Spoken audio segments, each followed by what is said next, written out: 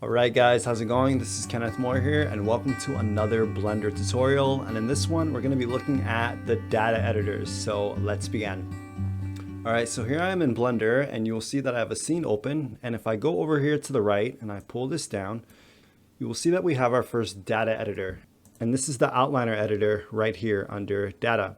And here we can see all of the different objects in our scene, and we see our collections as well. And basically the collections are like the groups in Blender that group all of your objects together. All right, and here you can turn things on and off, or you can hide them on and off like this. Very simple. And there are some render options as well that we'll cover later on. The next editor that we have is the properties editor, and we don't have to click on this. We can just go down here because here it is. And here we have a bunch of different options. We can change things like give our objects modifiers, or we can add particles. We can change our render settings down here, and we can do a lot more. So this is what you do in the properties section. And then the next one that we have is the file browser. Now to open this up, we don't have to click on this, but if you want to, you can.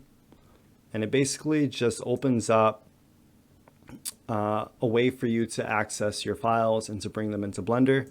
I'm going to set this back though to properties like this. And you can open this up as well, the file browser, simply by going file and then save, like save as. It brings it up right here. Or if you were to open a file, so Control O, I'll press don't save here. It brings it up as well. And also too, if you do things like import files or export files, it brings up the file browser as well. So you don't have to click down here for this. All right, the next one we have is the assets browser. This one deals with various assets that we can bring into Blender. And then we have the spreadsheets. Then you have spreadsheets. And with the spreadsheets, they basically show us just like attributes of our geometry. So right now I have this cube right here.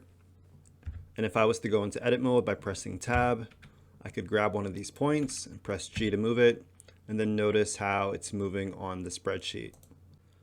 So it shows us how our values are changing. And then the last one is the preferences. So if you go down here, you have the preferences. And if you want to open this up, you can click here, or you can simply go up to edit right here, preferences, and then you can start customizing Blender a little bit more the way that you like it to be. So that's a little bit about how we can work with the data editors. We hope that you'll give it a shot and that you'll be able to work with this, and we will see you guys in the next one.